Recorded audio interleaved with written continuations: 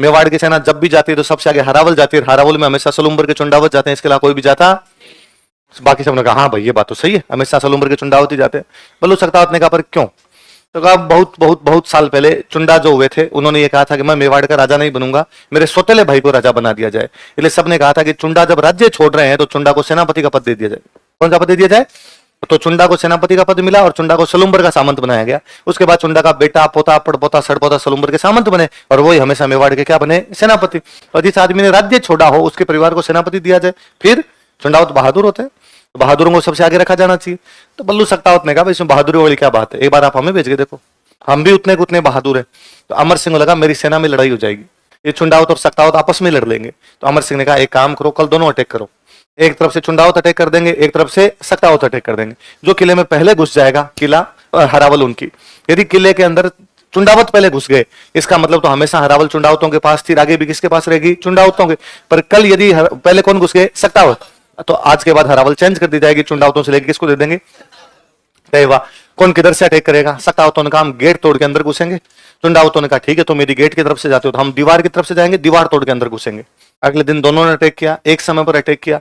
सख्तावत किले के गेट की तरफ से गए। गेट जो था, बड़े बड़े गेट, विशाल गेट लगाए जाते, उनके आगे लोहे की बड़ी बड़ी किलें लगाते। क्या लगाते? किलें, ताकि वो गेट टूटे नहीं। उन गेटों को तोड़वाने का तरीका था हाथी।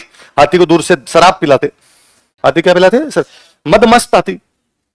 पढ़ते हैं कभी सेंटेंस पढ़ा? मदमस्त हाथी, हाथी को शराब पिलाते, फिर उसको दूर से भगा के लाते और वो किले के टकरे मारता, उस गेट के टकरे मारता, गेट के टकरे मारता तो गेट ही टूट जाता। अच्छा, अब उसके वो किले लगती, चुभती बेचारे के, पर दारू के नशे में तोड़ जाता, वरना सीधा होता नहीं टूटती उससे। सख्तावत लाए, एक हाथी को लाए, दूर से भगा के लाए और उन्होंने जैसे ही उस हाथी ने गेट के टक्कर मारी, उसकी किले इतनी तिखी थी कि हाथी ही उतर गई। वो जितनी पी के आया था उसने दूसरी टक्कर मारने से मना कर दिया। इस बार हाथी को भगा के लाए, हाथी का दिमाग खराब है, चुभ रही है, वैसा वैसे थोड़ी होता है। तो सख्तावतों को लगा कि गेट टूटेगा नहीं, गेट नहीं टूटेगा तो अंदर घुस पाएंगे नहीं, अंदर नहीं घुस पाएंगे तो हरावल अपने को मिलेगी नहीं। तो जो बल्लू था ना, उस बल्लू ने कहा मैं खड़ा होता हूं, हाथी को भगा के लाओ, मेरे यहां टक्कर मारो। क्योंकि हाथी को कीलें दिख रही इसलिए हाथी टक्कर नहीं मार रहा, हाथी को मैं दिखूंगा तो हाथी टक्कर मारेगा, तो भाई तेरे आर पार निकल जाएगी। उसने कहा एक आदमी मरेगा, गेट तोड़ देंगे और यदि गेट तोड़ देंगे तो हम अंदर घुसेंगे, अंदर घुसेंगे तो पीढ़ियों पीढ़ियों तक हरावल अपने पास रहेगी। मरने का क्या, अंदर जाएंगे गोली लग जाएगी तो उसमें भी तो मर ही सकता है। लड़ने आए तो लड़ने आए, तो फिर मरने का तो कोई डर ही नहीं है। तो बल्लू कहते हैं उस गेट के आगे खड़ा होता है, उस गेट को तोड़वाने के लिए। ये बात पता चलती है जैतर सिंह को कि उधर से बल्लू आगे खड़ा हो गया है, वो गेट तोड़ने वाले हैं। यदि वो गेट तोड़ देंगे तो किले के अंदर घुसेंगे, अंदर घुसेंगे तो हरावल उनके पास चली जाएगी। उसको बड़ा बुरा लगा कि हरावल आज की इतनी पीढ़ियों से हम चुंडावतों के पास थी, यदि अब हरावल सख्तावतों के पास में चली जाती है तो मेरे आने वाली पीढ़ियां इस बात पर धिक्कारेगी। यदि उस दिन जैतर सिंह कमजोर नहीं पड़ता और किले में जल्दी घुस जाता तो हमारे से हरावल कभी भी छीनी। उसने अपने पास में एक फौजी खड़ा था, उसको कहा मेरी गर्दन काट के अंदर फेंक दे। बात तो यही है ना, पहले पहुंचने चाहिए, किसी भी तरीके से पहुंचो, उसमें क्या है। उस फौजी ने गर्दन काटी, जैतर सिंह गर्दन अंदर फेंकी। सख्तावत गेट तोड़ते हैं, गेट तोड़ के अंदर घुसते हैं, यह समंदर आ गए। आगे जैतर सिंह वाली गर्दन पड़ी थी, उसने कहा ना तुम्हारा ध्यान किधर है, तुम्हारा हीरो। तो पहले से कौन घुसा हुआ था? नजर न पुगी जिण जग्यान गोला पड़ा न आए, पावा शू पहली घणों सिर पड़ियो गड़ जाए। नजर न पुगी जिण जगह, जहां पर नजरें भी नहीं पहुंच रही थी, गोला पड़ा न आए, तोपों के गोले भी उस जगह पर आके पड़े नहीं थे। पावा शू पहली घणों, पैरों से भी पहले सिर पड़ियो गड़ जाए, वहां पे सिर जाके गिर गया था। भाई हम जब चलते हैं तो पहले पैर चलते हैं, तो पहले पैर जाता है किसी आदमी, बाद में सिर जाता है, लेकिन वहां पे सिर पहले पहुंचा। राजस्थान की चित्रकला कहीं से शुरू होती है, तो कहां से शुरू होती है? मेवाड़। तो मेवाड़ राजस्थान की चित्रकला की जन्मभूमि है। तो मेवाड़ की चित्रकला का स्वतंत्र विकास, भाई ढंग से अलग से, ये मेवाड़ की ही पेंटिंग ऐसा अलग से कब दिखने लगता है? महाराणा प्रताप के राज में। कहां से दिखने लगता है? चावंड से। 12 महीनों के आधार पर चित्र बना दिए जाए, वो तो क्या हो जाए? 12 मास। अच्छा, ये राजस्थान की पेंटिंग में खूब सारे बने। यदि कोई राजस्थान की कल्चर को, यदि कोई राजस्थान की जलवायु को जाने तो वो पेंटिंग को देख के महीना बता सकता है। ये मान लो एक कोई पेंटिंग बनाई हुई है, उस पेंटिंग के अंदर आसमान में बादल कलरफुल हो रखे हैं। आसमान का बादल एक लाल है, एक पीला है, एक हरा है, एक नीला है। नीचे एक किसान खड़ा है और चारों तरफ अच्छी सी फसल खड़ी है, फूल एकदम लदे हुए, उन पे पीले पीले से फूल दिखाई दे रहे हैं। जो राजस्थान को जानेगा वो बता देगा फाल्गुन का महीना है, क्योंकि फाल्गुन के महीने में होली आती है, होली में रंग खेलेंगे तो बादलों का रंग भी अलग अलग रंग का दिखाई दे रहा है। फाल्गुन में बसंत ऋतु होती है, बसंत ऋतु के अंदर फल फूल आए हुए रहते हैं, इसलिए एकदम पीले पीले से फील दिखाई दे रहे हैं।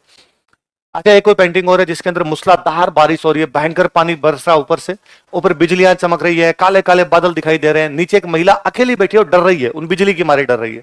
जो राजस्थान जानेगा वो ये बताएगा कि भादवे का महीना है, क्योंकि भादवे के महीने में मूसलाधार बारिश होती है, भादवे के महीने में बादल काले होते हैं, इसलिए हमने पढ़ी थी कजली तीज।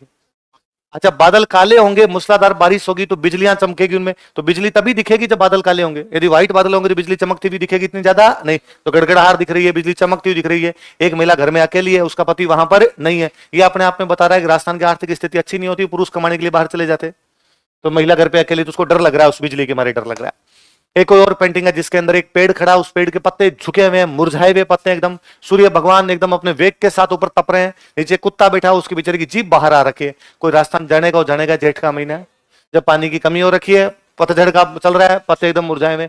एक और है जिसके अंदर रिमझिम बारिश हो रही है, पेड़ के पत्ते एकदम हरे दिखाई दे रहे हैं, मोर नीचे पंख फैला के नाच रहा है, कोई जानेगा सावन का महीना है। तो 12 महीनों की 12 जलवायु के आधार पर जो चित्र बनाए गए वो कौन से थे? कौन से थे? 12। इसी प्रकार संगीत की 6 राग और 36 रागनी होती है। उन 6 राग और 36 रागनियों के आधार पर जो चित्र बनाए गए वो कौन से हो गए? राग। जैसे एक सुबह सुबह 4 बजे के आसपास में जो राग गाई जाती है उसको बोलते हैं राग भैरवी। शाम को दिया बत्ती के टाइम, अगरबत्ती के टाइम में जो राग गाई जाती है उसको बोलते हैं राग श्री। क्या बोलते हैं? अलग अलग प्रकार के। एक कोई पेंटिंग बनाई गई है जिस पेंटिंग में चिड़िया अभी अपने अपने घोंसलों से बाहर निकली है और वो आसमान में उड़ रही है। एक किसान जो है वो अपने हल को लेकर अपने खेत की तरफ जा रहा है, सूर्य भगवान बाहर निकलने शुरू हुए हैं। एक मंदिर का सीन है, उसमें एक जोगी बैठा बैठा अपना तानपुरा बजा रहा है। जो राजस्थान जानेगा, जो संगीत को जानेगा, वो ये बताएगा कि ये सुबह का सीन है, इसका मतलब राग भैरवी गा रहे हैं। एक सीन हो रहा है जिसके अंदर गायें खेतों से वापस आ रही है, मतलब गोधुली वेला है, सूर्य भगवान अस्ताचल की तरफ जा रहे हैं, किसान अपने खेत से वापस लौट रहा है, मंदिरों के अंदर घंटियां घन घन आ रही है, शाम को अगरबत्ती का टाइम हो रहा है। जो जानेगा वो बताएगा कि ये राग श्री है। कौन सी है? इसी प्रकार राग दीपक, राग मालकोस या अलग अलग समय में अलग अलग ऋतुओं में गाई जाती है। जो संगीत समझेगा वो संगीत की उन पेंटिंग को भी बता देगा, उन पेंटिंग्स को क्या बोलते हैं। आए बात समझे? तो संगीत की राग के आधार पर पेंटिंग बनी वो तो रागमाला, महीनों के आधार पर जो बनी कौन सी पेंटिंग हुई? 12 मास।